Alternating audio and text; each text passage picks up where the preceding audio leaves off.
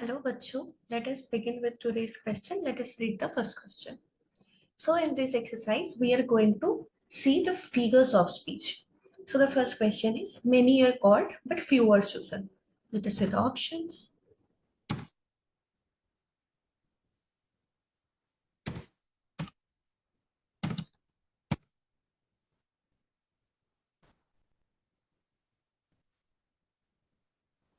So, the first option is simile, the second option is metaphor, the third option is personification, the fourth option is antithesis.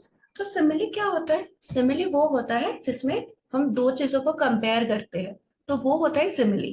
और उसमें as like ऐसे type का कुछ words use हुआ होगा, तो इसमें तो ऐसा कुछ नहीं है, तो सिमिली को हम कैंसिल आउट कर देंगे। तो नेक्स्ट है मेटाफोर।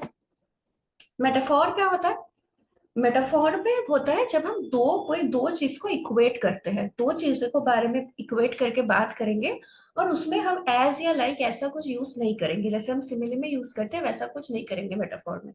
तो इसमें वैसा भी कुछ नहीं है, तो मेटाफोर को भी हम कैंसिल कर देंगे। तीसरा आता है personification. So in personification what it happens, personification में होता है जब कोई ऑब्जेक्ट को हम पर्सनिफाई करते हैं, उसमें ह्यूमन एट्रीब्यूट्स डालते हैं, तो उस टाइम पर्सनिफिकेशन होता है। ऐसा तो इस सेंटेंस में कुछ है नहीं, तो पर्सनिफिकेशन को भी हम कैंसिल कर देंगे। So the last option which is left with is antithesis. So obviously antithesis is the answer. अब antithesis क्यों है? Antithesis क्या होता है? जिसमें हम दो contrasting ideas बताते हैं और बता के एक parallel, एक balanced view create करते हैं। तो इसमें देखिए क्या है? Many are called but few are chosen. So I am calling many people but I am choosing few of them. So I am representing two contrasting ideas कि बहुत लोगों को बुलाए but उसमें से सिर्फ कुछ लोगों को चूज किया। So basically it is showing the contrasting ideas, and so the correct answer is option D. Okay, now move on. Let's move on to the second question. The politician used many words to avoid giving a direct answer. Option circumlocution, metaphor, hyperbole, onomatopoeia. तो पहले देखते हैं circumlocution क्या होता है। circumlocution में वो होता है जब मतलब हम एक बात बोल रहे हैं और उसमें हम मेन पॉइंट को इग्नोर करके इधर उधर घूम रहे हैं, बट मेन पॉइंट पे नहीं आ रहे, ये होता है सर्कमलोक्यूशन। मेटाफोर तो हम समझ चुके हैं कि इसमें हम दोनों चीजों को इक्वेट करते हैं, वी इक्वेट टू थिंग्स और उसमें हम लाइक और एज यूज नहीं करेंगे। हाइपरबोले, इन हाइपरबोले वो होता है that there is an exaggeration, where we exaggerate something, there is nothing as such in this sentence। और ओनोमैटोपोइया में क्या होता है? कोई साउंड को इमिटेट करना, जैसे हम कोई साउंड है और उसको हम वर्ड में बोल रहे हैं, तो तब ओनोमैटोपोइया होता है।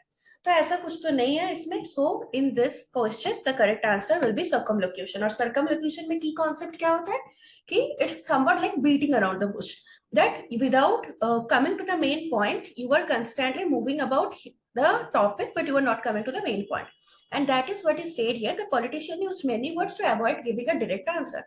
So it's clearly circumlocution. Okay. Third question. He passed away peacefully in his sleep.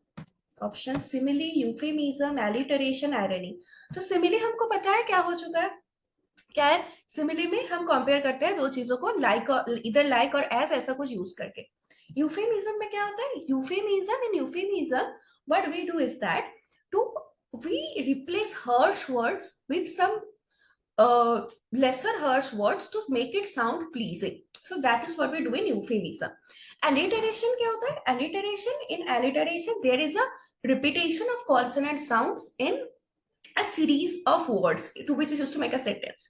तो उसमें consonant sounds का repetition रहेगा।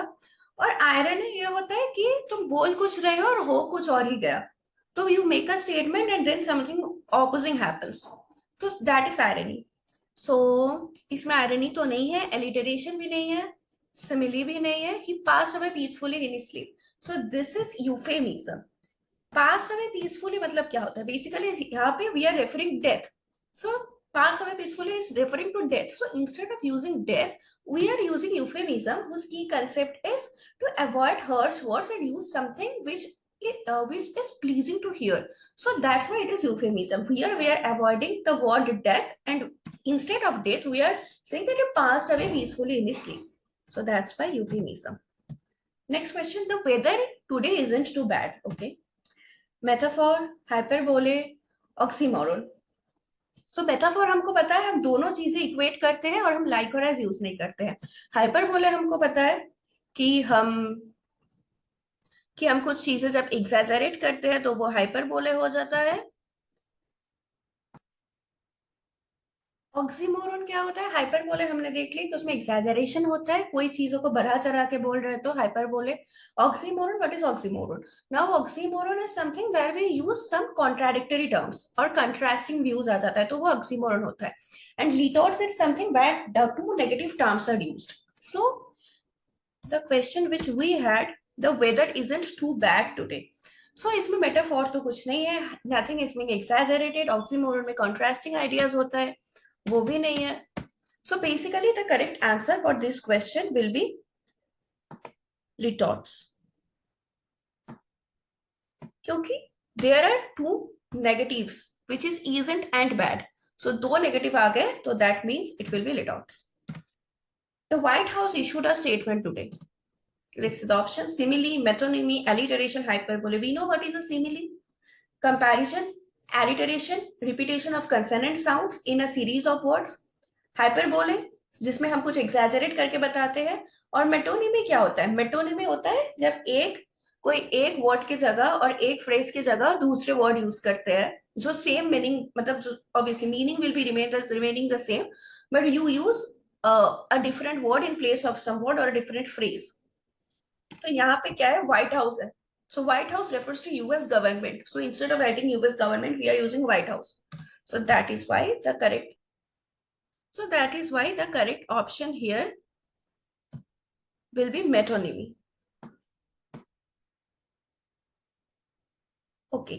So thank you, students. We have completed this. I hope you have all understood.